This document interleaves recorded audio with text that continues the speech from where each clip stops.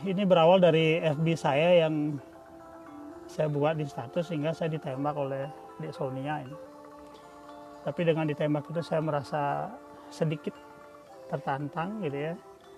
Jadi kalau tidak didor begini mungkin tidak ada cerita yang bisa muncul gitu ya. Cerita dongeng yang saya bacakan ini berjudul Semut Yudhistira. Ya. Bagaimana ceritanya? Saya langsung saja ya. Di hari yang cerah, di suatu masa yang sangat tenang gitu ya, setelah hujan mengguyur beberapa jam di wilayah itu, suasana menjadi sangat sejuk, suasana sangat membuat orang-orang semangat untuk bekerja. Langit berwarna biru, sebiru anak-anak TK yang sedang mewarnai, lomba mewarnai krayon. Jadi semua makhluk sangat antusias untuk bekerja. Nah, salah satunya adalah semut yang tidak henti-hentinya untuk beraktivitas. Mereka bekerja dengan mobilitas yang sangat tinggi, sehingga kelihatan dari sudut A, dari jalan B, jalan A, lorong B, semut bergerak dengan sangat cepat. Kemudian ada beberapa yang menggotong makanan, ada yang berjalan sendiri tanpa membawa apa-apa. Gitu. Mereka berjalan dengan cepat dan jalannya zigzag. Walaupun zigzag, tentunya mereka tidak mabuk lah gitu ya, karena memang seperti itu jalannya. Dan terbukti mereka masih tetap satu jalur, jadi tidak ada jalur-jalur yang lain.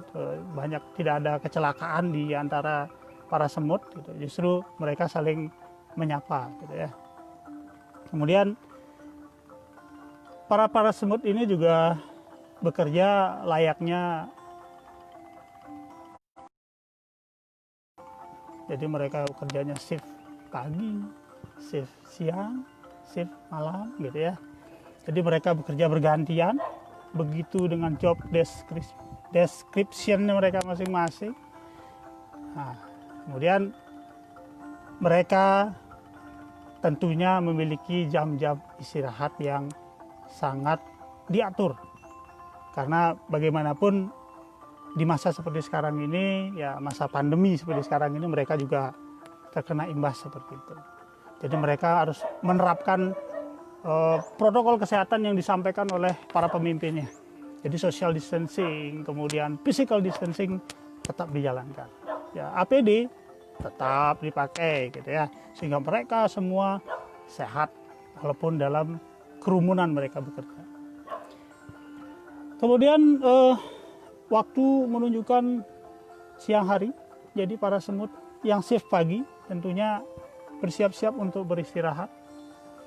Nah, pergantian shift ini kemudian dimanfaatkan oleh para semut yang sudah tadinya bekerja di pagi hari. Ya. Mereka ya, para semut ini bekerja sesuai dengan jadwal. Dan ketika alarm berbunyi, itu alarm mereka ada di sungut mereka itu. Jadi kalau sudah berbunyi, ting tung ting, waktunya beristirahat. Nah, itu udah bisa ditawar itu. Itu sudah pasti mereka akan, oh ini waktunya istirahat. Tidak ada lagi yang nego-nego A, B, C, D, E, semua istirahat. Ya. Nah, di antara para semut itu, semut yang sering muncul di dalam tokoh semut ini, ya semut 1 dan semut 2. Saya sebut namanya S1 dan S2. Nah, S1 dan S2 ini selalu bersama. Ia beristirahat. Tempat favoritnya adalah di bawah bunga Kamboja. bukan pohon Kamboja, tapi bunga Kamboja. Mengapa dia memilih bunga Kamboja? Gitu. Karena menurut si semut ini, di S1, S2 ini, itu percaya bahwa bunga Kamboja aromaterapi.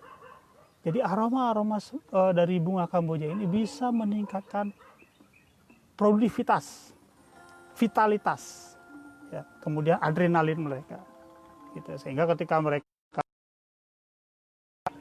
menjadi segar kembali. Kemudian otot-otot mereka yang tegang ketika bekerja menjadi rileks lagi, gitu ya. Nah, ini kita ceritakan S1 dan S2. Ya, S1 dengan santainya duduk di bawah bunga Kamboja sambil memakan beberapa butir makanan yang ia bawa. Semut-semut yang lain juga seperti itu. Jadi ada yang membuka makanan, ada yang mereka bawa sendiri, gitu. Atau bahkan ada beberapa yang menunggu pesanan lewat aplikasi GoMood mereka, gitu ya. Kalau kita ada GoGrab, ada GoGrab, ada GoFood, ya mereka juga punya GoMood, ya gitu ya. Ya terus di sisi lain S2 duduk, tetapi dia tidak makan. Dia melihat HP-nya sambil menonton teman-teman virtualnya di luar sana yang sedang mungkin sedang tiktokan gitu ya, sedang bercerita juga gitu ya. Mungkin salah satunya semut tulang gadang gitu ya, jadi senang tiktokan gitu ya. Kemudian lalu ICS2 itu melihat beberapa pesan yang ada, pesan-pesan yang sudah mungkin dia tidak bisa baca sebelumnya. Nah, ada pesan yang sangat luar biasa. Pesan yang sangat luar biasa, dan ini sangat disenangi oleh para semut. Yaitu pesan tanggal 1. Nah, di pesan itu ada tulisan, waktunya gajian. Nah, ini. Jadi dia terbelalak matanya langsung, wah ini gajian ini. Tanggal 1 ini. Wah berarti tanggal 1 ini. Udah gajian ini. Akhirnya dia mendekati si S2, mendekati S1. Bro, hari ini kita gajian bro.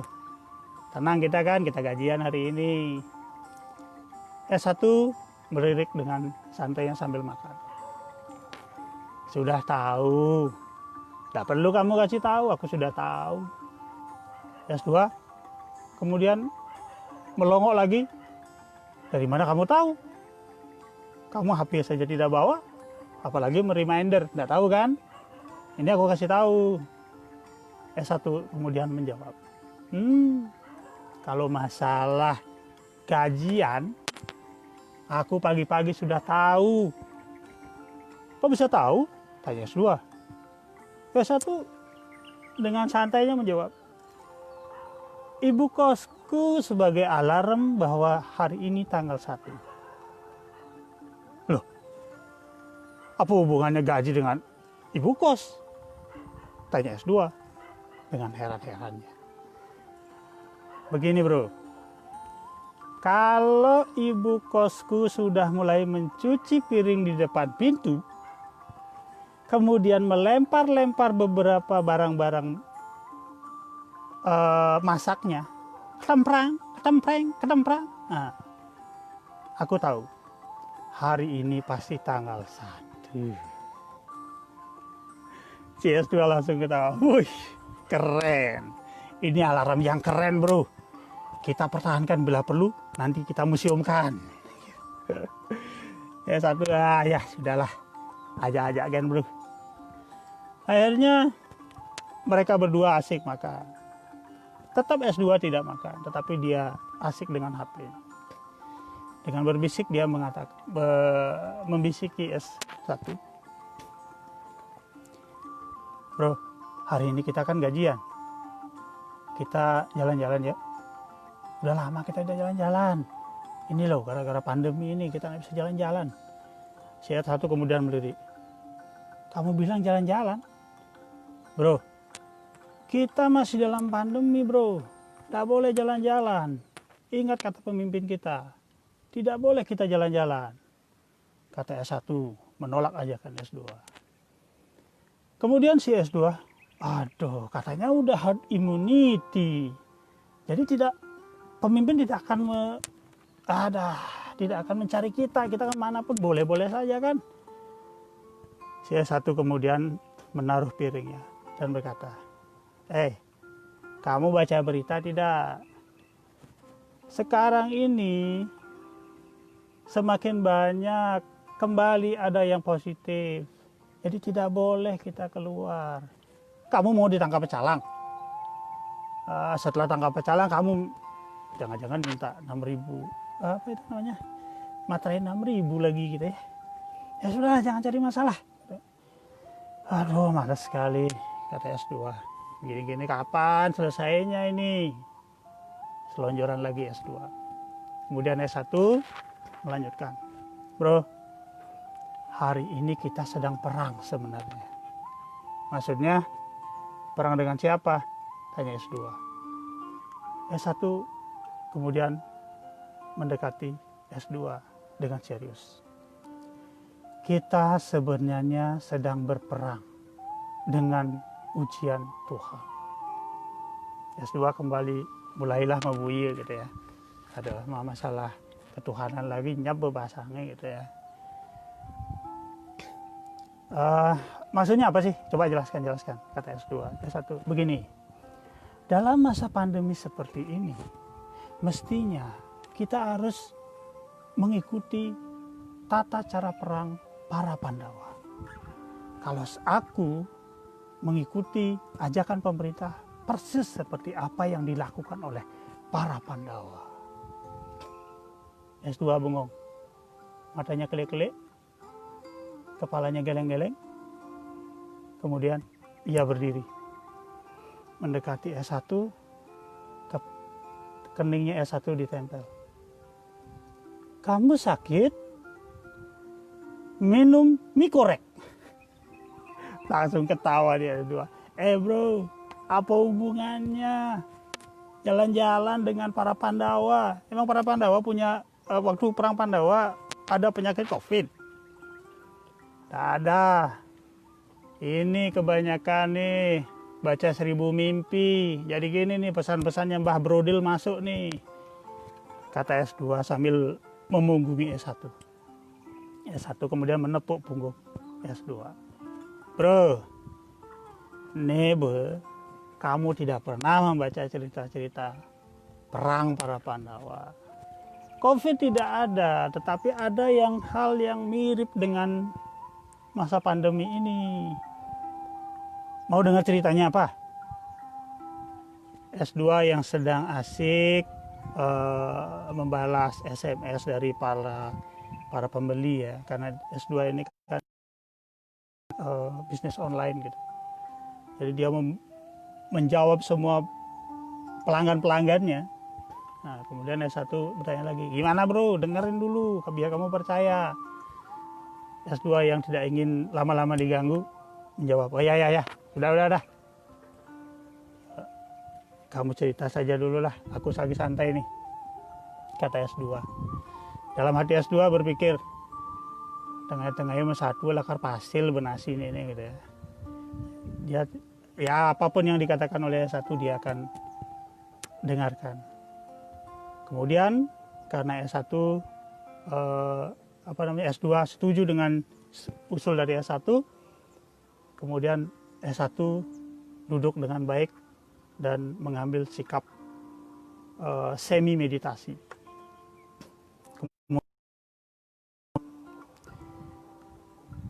Pada zaman dahulu kala, ketika perang Baratayuda terjadi di Kurukshetra. Dengerin dulu nih, S2 deh. Ya. S2 mendengar dengan setengah kuping. Pada masa itu, para Pandawa dikejutkan dengan kesaktian yang dikeluarkan oleh Prabu Salya atau disebut dengan Raja Madra. Pada masa itu, Korawa sudah kehabisan para panglima. Bisma sudah terkapar dengan panah di tubuhnya. Kemudian Begawan Drona, guru Drona, juga kepalanya sudah terpenggal. Dan yang terakhir, yang menjadi tameng Duryodhana adalah Karna. Karna terpenggal kepalanya oleh Arjuna. Jadi Korawa sudah kehabisan para panglima. Jadi ada krisis kepanglimaan lah gitu ya. Nah, pada saat Korawa, Duryodhana memilih Raja Madra atau Salya sebagai panglima perang. Ketika menjadi panglima perang, wah luar biasa. Ternyata Salya atau Raja Madra punya ilmu atau ajian yang disebut dengan nama Candra Birawa. Candra Birawa ini mampu memanggil segala macam penyakit di muka bumi ini. Jadi segala bakteri, segala virus itu dipanggil semua, kemudian ditembakkan kepada seluruh pasukan yang ada di Kurukshetra. Jadi pasukan Kaurawa, pasukan Pandawa, semua dibabat habis. Semua dimakan, semua terkena wabah. Jadi wabah ini masuk melalui kulit, kemudian menempel pada kulit, kemudian kulit melepuh, gatal-gatal, kemudian tepar. Ada juga virus ini masuk melalui lubang hidung, mulut, dan mata. Masuk ke dalam organ tubuh, kemudian membuat para prajurit sesak napas, membuat para prajurit kemudian terbatuk-batuk, akhirnya terkapar, tewas gitu ya. Nah, pada situasi seperti ini hanya Krishna dan Yudhistira yang bisa melihat. Krishna akhirnya mendekati Yudhistira. Saudaraku Yudhistira, apakah kamu lihat apa yang terjadi? Yudhistira kemudian mengangguk. Kamu harus menghentikan apa yang menjadi hal buruk di medan pertempuran. Yudhistira bingung. Kemudian berkata kepada Krishna, Krishna, kenapa harus saya? Kenapa harus aku yang menghadapi Prabu Salya? Adikku Bima memiliki kemampuan yang luar biasa. Adikku Arjuna memiliki senjata yang luar biasa. Ia tentunya mampu akan menghadapi Prabu Salya yang luar biasa saktinya. Krishna kemudian menyentuh bahu dari Yudhistira. Saudaraku Yudhistira, ini bukan masalah power, ini bukan masalah senjata, tetapi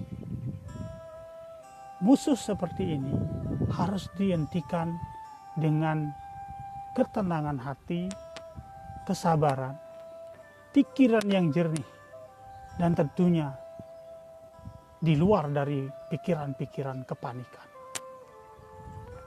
Lihatlah wabah itu, coba perhatikan. Semua bergerak aktif. Siapa yang diserang? Prajurit berkuda, prajurit bergajah, prajurit yang naik gajah, prajurit berjalan kaki, semua diserang. Kenapa kita tidak diserang? Mengapa para Korawa juga tidak diserang di belakang Prabu Salya? Karena kita diam. Karena kita masih dalam posisi diam. Ketika kita maju ke medan perang, bergerak, tentunya mereka akan menyerang kita juga. Yudhistira akhirnya memahami apa yang dikatakan oleh Krishna. Lalu apa yang aku lakukan, Krishna? Kemudian Krishna memberi saran. majulah, temui kakekmu Salya. Dan dengan menemui kakekmu, tentunya wabah ini akan bisa mereda. Tetapi aku harus memberitahu, ketika kamu menghadap Prabu Salya, tidak boleh menggunakan kuda. Kamu harus berjalan kaki. Kemudian kamu harus menggunakan baju perang lengkap. Jubah yang berlengan panjang, dan ingat, pakailah penutup kepalamu sebagai masker untuk menghadapi kakekmu. Yudhistira akhirnya menyanggupi apa yang dikatakan oleh Krishna. Nah, ini sebagai mungkin protokol kesehatan lah gitu ya. Protokol kesehatan biar tidak diserang oleh virus itu.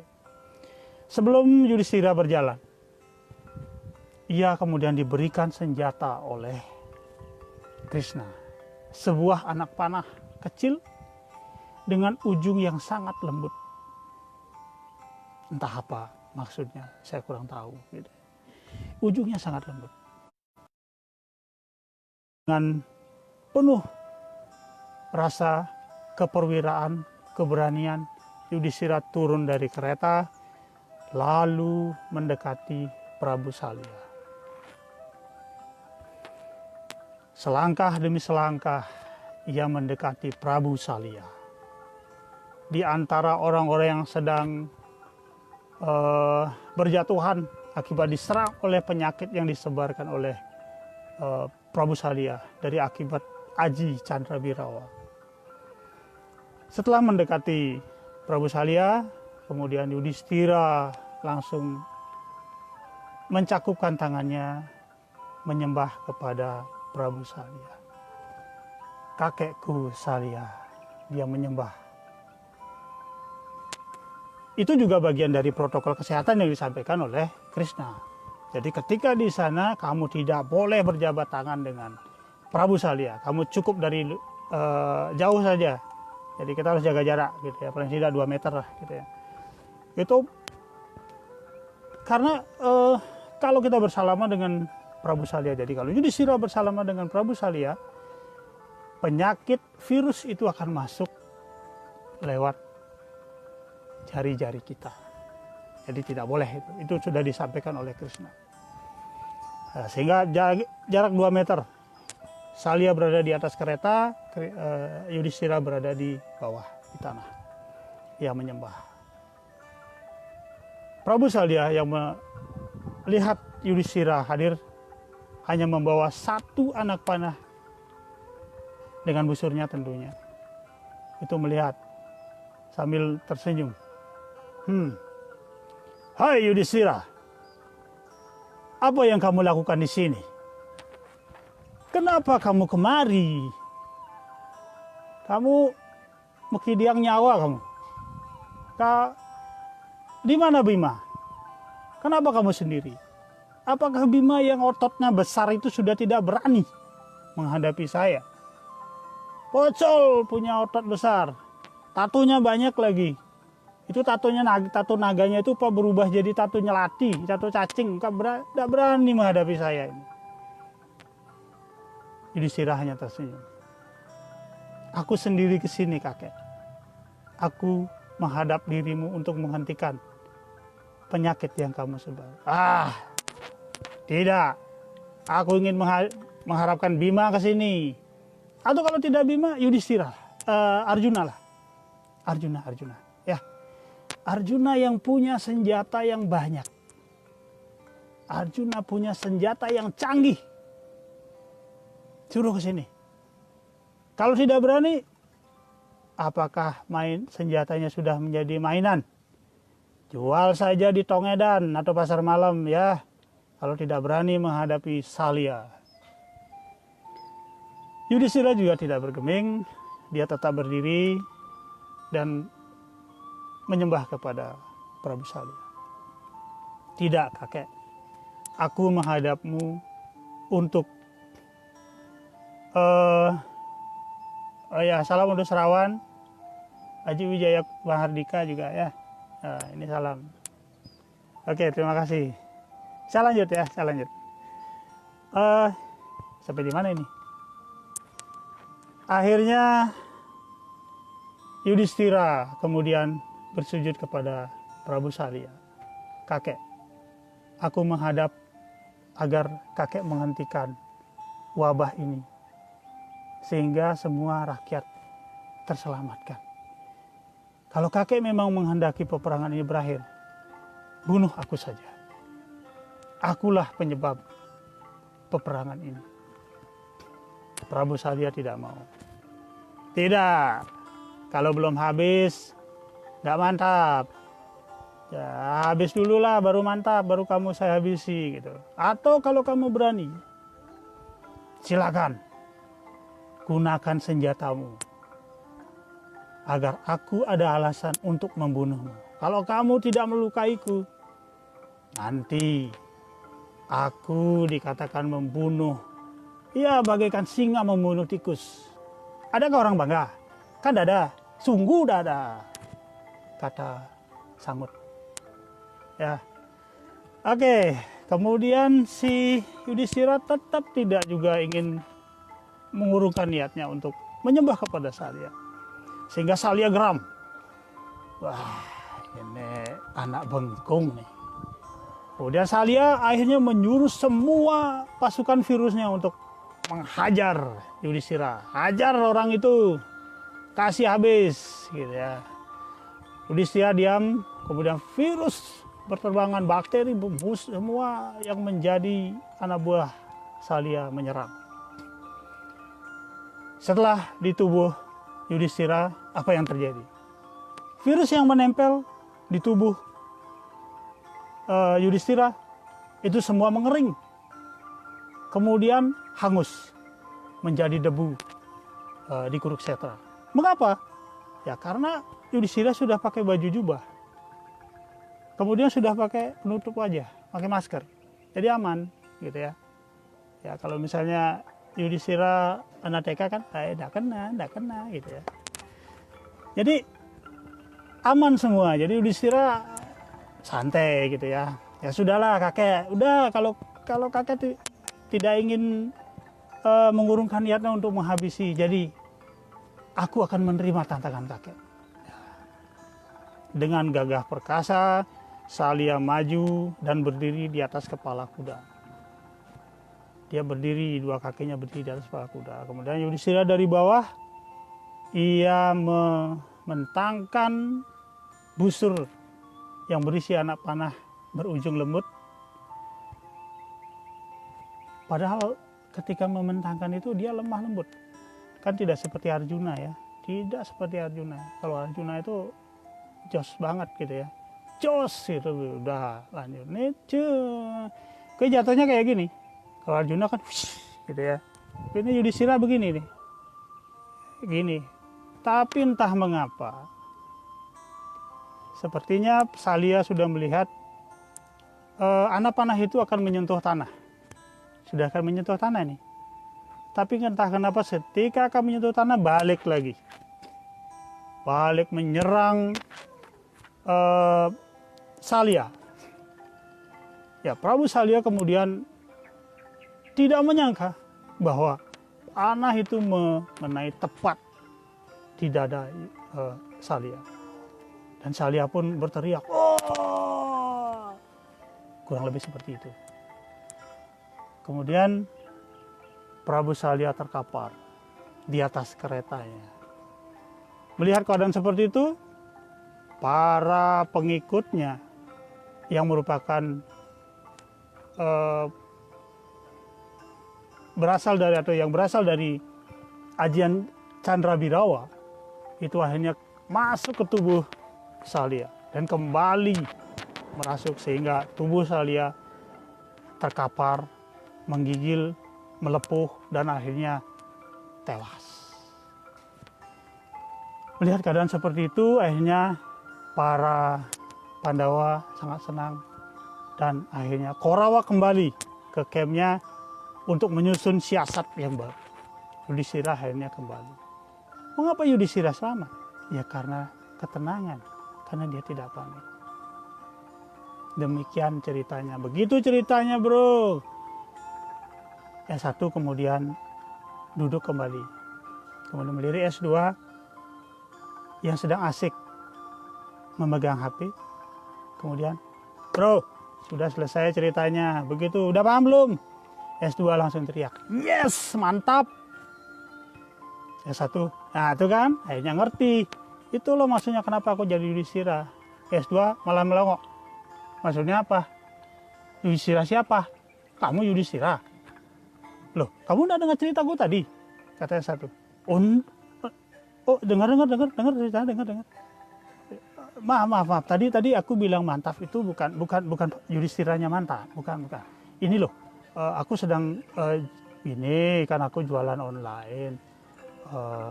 Bikini yang aku tawarkan di online laku 4 gitu. Jadi itu yang menyebabkan aku yes mantap gitu. Jadi selain gaji kan ada bekal gitu loh. Kemudian satu kirain kamu nonton mendengarkan aku, kira kamu paham dengan ceritaku. Kemudian dia memalingkan punggungnya, tapi S2 tahu bahwa saudaranya ini harus dirayu. Dia tidak terlalu lama ngamulnya gitu ya. S2 kemudian mendekati S1, bro, tenang. Aku sekarang sudah paham dengan cerita apa yang kamu ceritakan tadi tentang Yudhistira itu. Makanya aku kan mengikuti cara-cara Yudhistira. Aku tidak keluar rumah, aku tidak panik. Kemudian aku tidak mengikuti aku sudah mengikuti apa yang menjadi protokol oleh pemimpin-pemimpin kita. Jadi dengan berjualan online ini, aku sudah mengikuti semua apa yang dilakukan oleh Yudhistira gitu. Ya aku biarkan aja kamu cerita biar kamu senang. Oke, jadi saya akan mengikuti apa yang kamu katakan. Wahai semut Yudhistira. Ketika si S2 mengatakan semut Yudhistira dan mencakupkan tangannya, namaste. Ternyata di sekeliling dari mereka bercerita itu, semut-semut yang lain sedang menonton juga.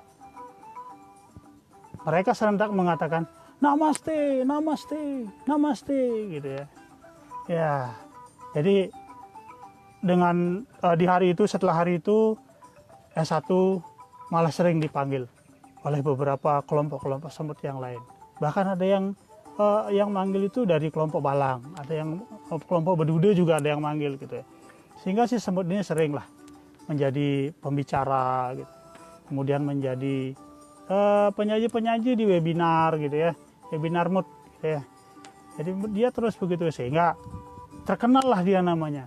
Sehingga kalau orang memanggilnya bukan lagi S1, tapi semut Yudhistira. Oke.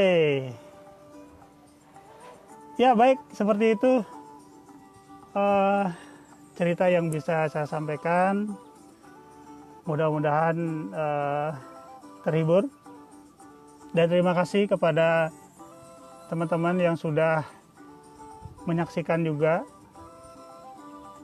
Dengan setia menyaksikan ngalur ngidul saya. Ada siapa ini? Oh iya, oi, Swastiastu Aji Weda Sanjaya Sang Arjuna, kemudian Dong Haji Rio, Bapak Ketut Serawat, terima kasih suksema, Haji Murah, Pak Sardane, suksema sudah menonton, dan terima kasih kepada Mahima, pada Direktur Mahima, jadi Bu Sonia dan beliau terima kasih kesempatan yang sudah diberikan kepada saya. Dan untuk apa yang saya ceritakan ini, kalau memang bermakna ya silakanlah dimaknai gitu ya.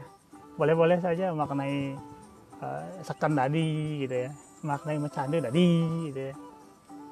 Baik, mungkin itu yang bisa saya sampaikan. Terima kasih. Saya tutup dengan Paramasanti.